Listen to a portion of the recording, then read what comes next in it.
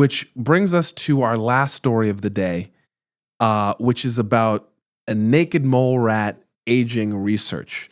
Now, for those of you who may not know, Kim Possible, the Disney Channel cartoon. I used to love that show. It's one of my favorite cartoons of all time. We used to get that in India too. That's how good it was.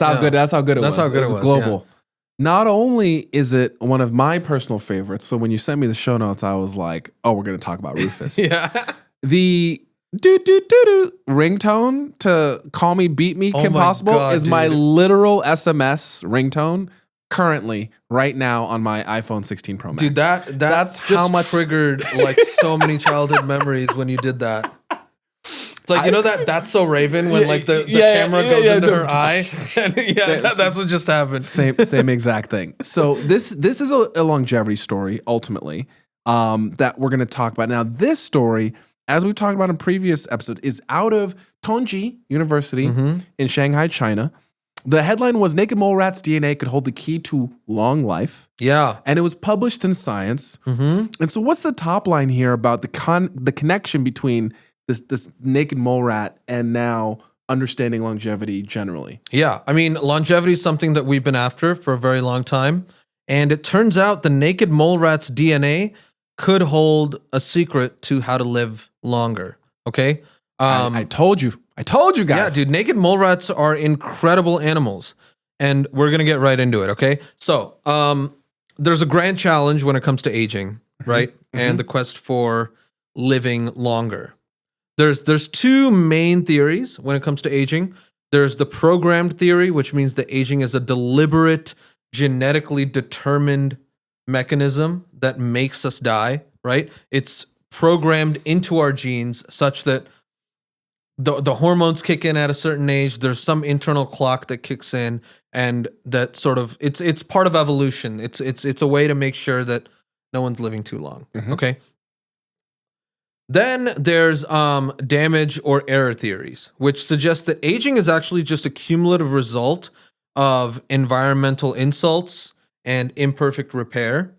And if we were to somehow take care of those environmental factors and get rid of that imperfection in the repair of our body, then we will be able to live longer, right? And the naked mole rat discovery that we're talking about here supports the idea that longevity is actually might be an evolved trait of superior damage control. It's not a programmed thing. And actually, if we could do this damage control, there could be a way for us to live a lot longer than we are right now. Don't tell Peter Thiel. Yeah, exactly. So, okay, there's a few hallmarks of aging that I want to talk about. This one is telomere attrition. Okay, telomeres are the protective DNA caps at the end of our chromosomes. They're a bunch of repetitive DNA that's basically nonsense. It's just there as a cap to make sure that the inner part of our chromosome gets replicated, right? Every single time there's cell division, those telomeres get shorter and shorter and shorter, okay? Because the way DNA replication works is you have DNA polymerase that goes down and then replicates, right? But the binding and unbinding of that DNA polymerase is a stochastic process. It's happening just based on some probability. And so the probability that goes all the way to the end is low, right? And that's why you have a bunch of nonsense telomeric DNA at the very end. It's just a bunch of AT, sometimes GC. I guess GC is on the other side. You get what I'm saying, right? Yes. It's just like, it's a bunch of repetitive DNA that doesn't actually code for protein. It's just there to make sure that I get everything in the middle. Yes. Right? So it's these caps at the very end. Yes. Now, short telomeres leads to cellular senescence, which is like the cell goes into a kind of coma-like state. Okay. And it can lead to apoptosis, which is when the cell programs its own death. Okay? And it's been shown that it's a key contributor to organismal aging. So the telomeric DNA getting shorter and shorter correlates to the organism at large getting more and more aged. Which sort of makes sense. Like your buffers that are protecting this replication process are disappearing over time. And like maybe you're losing genes on the ends, you know, and things like that. Yeah, there's some mechanistic view there, right? Okay. Now, there's another one. There's deregulated nutrient sensing. So this comes from the mTOR pathway, which is for mammalian target of rapamycin. So this is something that controls cell growth and metabolism. And sustained activation of this pathway is linked to accelerated aging. Okay. And you can inhibit it with a drug called rapamycin. And this you might have heard about. It's like this like de-aging drug, unlocking the secrets of youth. People are taking this rapamycin. Well, it's literally targeting this pathway called mammalian target of rapamycin, mTOR, because it's literally named after the drug. Because a lot of times in biology, you find the thing that is affecting it, and then that's a good way to say the name of The thing. So if you inhibit this pathway with rapamycin, it can lead to extended lifespan in various organisms. Interesting. So there's two separate things here. There's preventing the telomeres from getting shorter. That's something that we might want to do. So that's one piece. And then the other piece is there's this mTOR that accelerates aging. So if you inhibit it, then you don't have this accelerated aging. Exactly. And then there's a third one that I want to get into, which is the role of Sirtuins. They're kind of like the guardians of the genome. Guardians of the genome. Yeah, exactly. I love that name. They're a family of 7 mammalian proteins. They're found in mammals. They go Sirt 1 to 7, and they regulate cellular health. And what they do is they regulate the histone complexes around DNA. Histones are these proteins that wrap the DNA around themselves to create the chromosomes. You must have seen the chromosomes in these cells, which are these like bulky little things. Most of what you're seeing are actually these histone proteins. The DNA is the tiny little thread that you wouldn't actually see, but it's wrapped around these histones, right? Okay. And the sirtuins are the ones that regulate these histones, okay? Now, the activity of these sirtuins gets increased during caloric restriction, which has been shown to be something that can lead to less aging, right? Okay. If people go way ham with this and go with the intermittent fasting, where they're like, they're like not eating for like 2 days or whatever. Yes. Now that it's iffy there. Okay. Don't do too much of a good thing. Yeah. But caloric restriction has definitely been shown to cause very good things in terms of like de-aging. Okay. So one of the key threads in all of these is that it has to do with the genome. Right.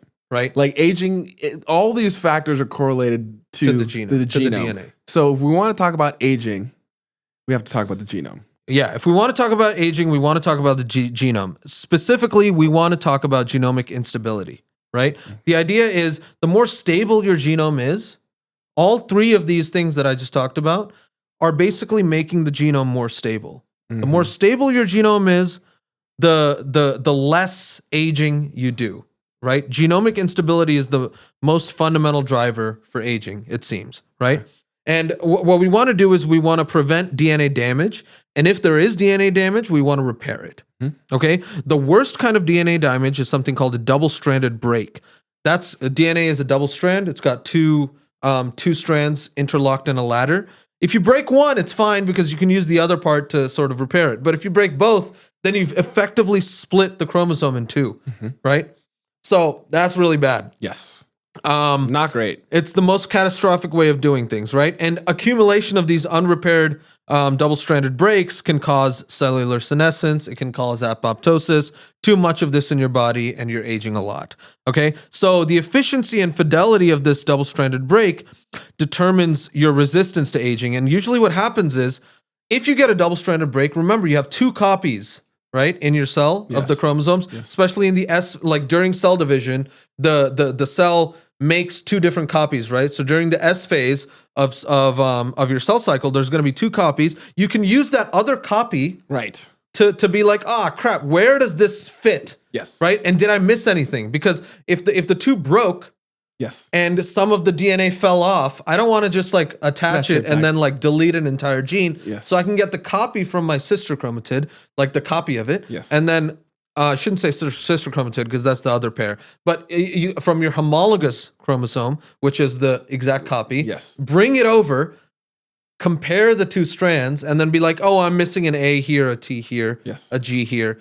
Put it all together, and then I I can repair my double-stranded break. It's like that movie with Ewan McGregor, The Island, where every human had a copy clone that was on this island. And so when you got injured as real human billionaire, they would take your copy that was on this island, and then they would take the parts they needed from the copy and then give you like an organ transplant or all this other stuff. So it was like a perfect copy of you, but the copies had no idea that they were copies. A whole nother story. Holy cow. But it's a great movie. Dude, I gotta watch that movie. It's a class, it's like a little bit older. But this idea that there's a reference, if you have a double-stranded break, there's still a reference that you can then rebuild that break from that is independent of these two strands together. Yeah. And you can make sure that you're not missing anything. Right. You didn't like staple things wrong. Right. You know? Right. So that's so all of that is background about sort of what are the things, the levers that we can pull. Okay. And the main thing that we want to do is we want to fix DNA instability. We want to make our genome more stable. And that is where the naked mole rat comes in. Let's go, Rufus. Okay. Rufus comes in. The biological name is Heterocephalus glaber. It's probably the ugliest mammal I have ever seen. I'm gonna be honest, okay? We got some photos here. It's pretty bad. To be honest. I think Rufus, like they really, the cartoon guys, they deserve a raise because they made a really cute cartoon from that. They Disney-ified it Rufus. looks so bad. They kept the teeth though. They did. They kept the teeth. Yeah. These things are incredible though, okay? They live in East Africa. They live in large communities, and they live for nearly 40 years. Okay. That's insane. I remember when I was in my lab at UCLA, we were doing experiments on rats.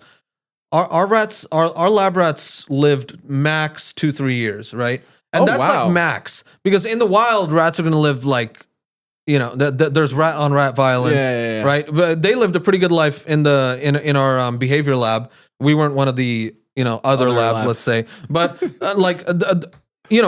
tops 2-3 years. These guys are living 40 years. That's actually crazy, right? Yeah. Naked mole rats live 40 years compared to 3 years for a mouse. Anything that is that size lives around 3-4 years. Dogs live only 10. Yeah, right. These things are living 40. So clearly, that's orders of magnitude. Yeah, clearly they're doing something. Yeah. Right. Yeah. They're clearly they're doing something. They've evolved some potent biological mechanism that is delaying aging. Right. Okay. And so they've been a really great model organism to try to figure out what is going on. Right. Okay. They're resistant to diseases. So not only do they live long, they live really healthy lives. They don't get cancer. They don't get neurodegradation. They don't even get arthritis like every other mammal does. Right. And it suggests that, like, the fact that they don't get these age-related ailments suggests that there's some fundamental underlying process that they're doing. They're not like fixing every little thing with a custom fix. There's one underlying fix that they're doing that is sort of fixing all of the rest. Right? That's why it's so interesting, right? And they sort of have like the janitor at the school that has the admin key that unlocks all the doors. All the doors. You don't figure out and pick every lock on every door. You just have you the just master have it. key. And for the longest time, it's been like, what is that? What is that key? Right. The other really cool thing, it's very relevant to humans because their transcriptomes. The transcriptome is basically all of the mRNA that gets transcribed from the DNA, and their protein coding sequences. So the parts of the genome that actually code for the protein, those are very similar to humans, and they're more similar to humans than mice are to humans. Okay, so it increases the likelihood that whatever mechanism is happening in the naked mole rat, we could maybe translate that to human longevity. So studies. we're saying that we can make Iran unstoppable. We're moving from stoppable to unstoppable. Yeah, I told you I'm gonna crush the impossible jokes on this one. Yeah, that was a good one actually. So now the problem is we got to figure out like what exactly is going on, right? And for the longest time, people actually thought they maybe knew what was happening, which is the cGAS protein. the cGAS pathway. I don't know if you remember, but this was one of my predictions for the medicine prize this year. Yes, it the was. cGAS pathway. Yes, it was. It didn't win, but it's coming back, and maybe it's going to come back and win the Nobel, in the next few years. You can already see that it's like a very big deal, okay? So the cGAS protein has a primary function with innate immunity. Let's just do a little bit of review. DNA lives in the nucleus of our cells. We are eukaryotes, and so there's not going to be any DNA in the cytoplasm of the cell. Everything is going to be compartmentalized in the nucleus, which means if you ever see a DNA molecule in the cytoplasm, something has gone wrong. Either a virus has come in and infected you, or something that should have been in the nucleus has now strayed out, and the cell is like straying into cancer territory or like doing weird stuff, and it needs to be dealt with. Okay, so the cGAS protein, the primary function is to detect that cytoplasmic DNA, bind to it, and then catalyze some reaction that activates an inflammatory response or an antiviral response. Okay? So it's basically looking for intruders in the cytoplasm. Yeah. Identifying it and then bringing in people to deal with. Yes, yeah. The And those intruders are always just double-stranded DNA. If I see double-stranded DNA in the cytoplasm, you're not in the house. What are you doing out here? There's a problem. Either you're from out there or you're like supposed to be in the house, right? What's going on? Now, that's great for the innate immunity part, right? Okay. It's detecting stuff in the cytoplasm, but it also has a paradoxical role where it starts detecting stuff in the nucleus of our cells. Okay. And when it does stuff in the nucleus of our cells, it can actually suppress that homologous recombination. That the part I was saying where you got the double-stranded break and then the homologous chromosome comes in and then it does this whole thing. Well, during that whole part, there's going to be like a lot of naked DNA hanging out, right? Right. And the cGAS protein is just looking for DNA to bind to. Right. It's just lock and key. Right. Right. So the cGAS doesn't necessarily have the like flight list of everyone who's supposed to potentially be in transit during this recombination. Exactly. part. Yeah. It's just like if you're out here, you're a problem. Yeah. If I see you, you're a problem. Most of the time they're hanging out in the cytoplasm, but every time they're in the nucleus, it starts getting confusing, right? Because there's a bunch of DNA in the nucleus and it's not always surrounded by histones and things like that. So the cGAS can actually inhibit that repair process. And so that's kind of weird, right? Because like you can have this. So why is it doing that? Well, it could be just an evolutionary trade-off where you've got a rapid immune response. And okay, to have the rapid immune response, maybe you do need long-term, maybe you let go of the long-term DNA efficiency, the repair efficiency. You can't do both. Right? You can't do both. This is already working, right? But with a mole rat, you need both. Because you're living that long, right? Right. So there was evolutionary pressure for the mole rat to fix this problem that maybe other mammals didn't have. Okay?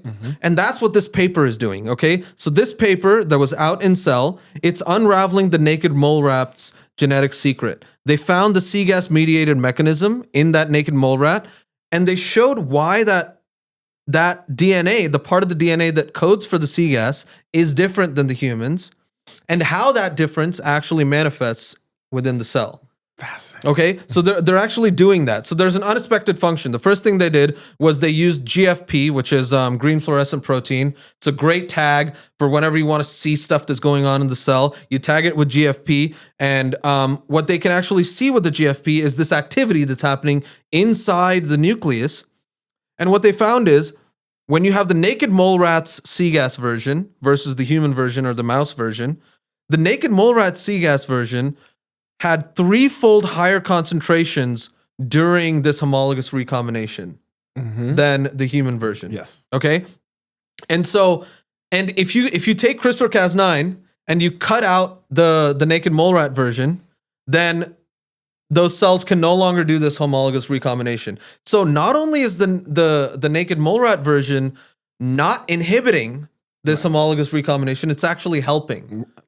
So they went in, so somehow evolution went into the naked mole rat genome and made the changes to switch the behavior of cGAS to something that was from something that was inhibiting to something that is actively helping this high fidelity DNA repair.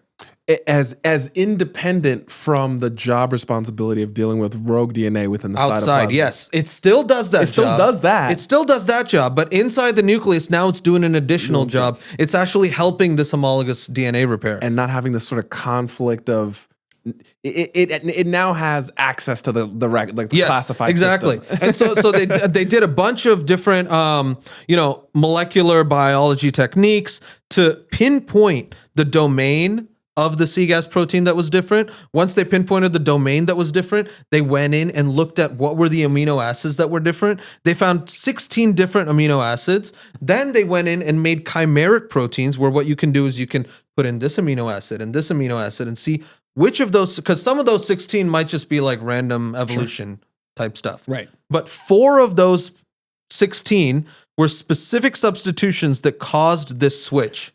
What you can do is you can take the human version and you can put in those 4 instead of our human version, and then that protein now becomes the naked mole rat version. So we've pinpointed exactly what are the genetic changes that cause this. Isn't that insane that we can actually do that, dude? That's so unreal. Yeah. To think about. Down to literally the amino acid. Yes. Like the four individual amino acids that make the difference. Yeah, yeah. It's insane. And it's like a consequential difference. Yeah. Yeah. It's the difference between 3 to 5 years and 40. Yeah. Exactly. Which is four. It's pretty insane. And then so now we have this difference, right, between human cGAS regulation, which what human cGAS is doing is it binds to the DNA and then it kind of prevents all of the other repair mechanisms from coming in. What the naked mole rat version is doing is it binds to the DNA and then it actively recruits all of the other chromatin binding aspects to like make this thing go faster, right? And have higher fidelity. Instead of being an absolute firewall and blockade, it sort of basically has it's a little porous for specific helpers that it knows are actually there to facilitate the job function. Yeah. It's insane. That's that we could do this. And then the real nail in the coffin for me was like what they did was they could now introduce the mole rat version of this gene into model organisms like the Drosophila, and the fruit flies lived longer and they were more robust and they could climb up walls faster, right? All of these assays the fruit flies were doing, right? They went to maximum lifespan in mice. The mice were living longer and they were living more healthy. And so now we start thinking, okay, what are we going to do with the humans, right? I mean, we can't genetically engineer, but what you could do is you could have there's obviously gene therapy, right? But you could always also have small molecule drugs that mimic what the naked mole rat version of the protein does. So you got the human version, right? And let's say the human version has a particular shape, and we can take a small molecular drug that binds to that human version to make it mimic the shape of the mole rat. Yes. Right? Yes. And then now it's going to do all the recruiting that the mole rat version was doing. So it's sort of like we create a therapy that like mimics the cGAS process. Yeah. The 4 amino acids specifically. Yeah, we know exactly what that difference is, right? Because we know these are the 4 amino acids. Mm-hmm. Right? Now we can start doing structural studies, right? Which I'm sure is going to be next. Right. It's like what is the exact structure of those 4 versus these 4? Yes. You know? Yes. Like, and how do we engineer a drug that looks exactly like that binds exactly the way I want it to, and then all of a sudden our DNA repair mechanism can be what the naked mole rat had, which is so cool. Which is now the idea being, there are a variety of factors that impact aging, and the one that this is solving for is the cGAS, which is meant to be a protection mechanism for like rogue viral DNA being inside the cytoplasm, but then also sometimes can be inside the nucleus and doesn't have the right instructions. Yeah. So it can disrupt a normal process of double-stranded broken pairs needing to be repaired. That's another problem. The problem is that double-stranded break is a driver of aging. Yeah. And so we want to make sure that those double-stranded breaks are fixed without this cGAS interrupting it because it's trying to do another job and kind of it's just applying like, it here. Just getting confused. And we sort of are now like, we can just give you like 4 amino acids, and now you can still do the viral cytoplasm stuff, but not just only not screw up the repair, you can actually make it more efficient. Yeah. That is crazy. Yeah, dude. That is actually crazy. And again, to understand, to be able to draw the through line through all of those things. All of those things, to get to that level of precision, to be able to now mimic it in naked mole rats, in fruit flies, in mice. Like, it's going to continue on the journey. I mean, that's, it's working. It's working. Yeah. And we've talked about longevity in a previous episode, in that, these two theories, is it error or is it pre-programmed? The fact that there's indication that it's not pre-programmed, and it's because of this and it is this error thing maybe we can mitigate. This is just one of many avenues of attack to sort of deal with the quote-unquote aging problem.